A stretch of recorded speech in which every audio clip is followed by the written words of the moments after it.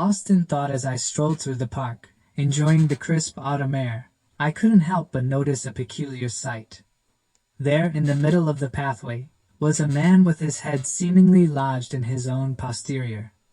At first, I thought perhaps he had tripped and fallen in such an unfortunate manner, but as I approached closer, I could hear him muttering to himself. Curiosity piqued, I decided to investigate further. "Excuse me, sir," I ventured cautiously, trying not to burst into laughter at the absurdity of the situation. "Are you all right?" The man slowly lifted his head out of his rear end, a dazed look in his eyes as if he had just emerged from a deep trance.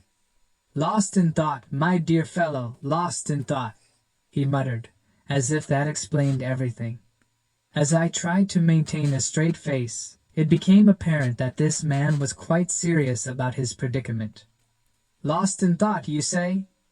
I prodded, unable to resist the urge to hear more about his unique perspective on introspection. "Indeed," he replied with a sigh, as if burdened by the weight of his profound ruminations. "You see, I find that the best ideas often come to me when I am in this, posture.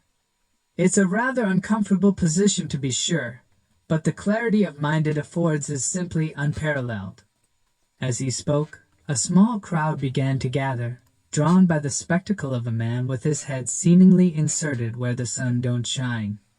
I couldn't help but marvel at the sheer audacity of his bold claim, and yet there was an undeniable charm to the way he spoke about his lost in thought technique.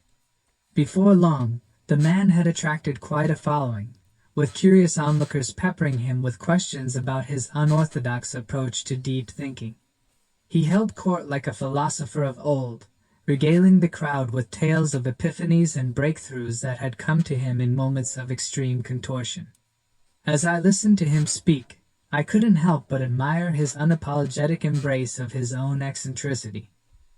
In a world where conformity often reigns supreme, here was a man who had found his own path to enlightenment, however unconventional it may be. As the crowd dispersed, leaving the man to his own devices once more, I couldn't shake the image of him and his head and rear end pose from my mind. It was a reminder that inspiration can strike in the most unexpected of places, even if it means contorting oneself into a rather uncomfortable position.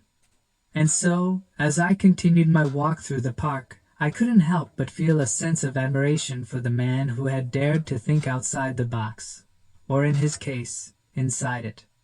For in a world filled with ordinary thoughts, perhaps it takes an extraordinary approach to truly get lost in thought. As the sun began to dip below the horizon, I found myself chuckling at the memory of the man and his unique perspective on introspection.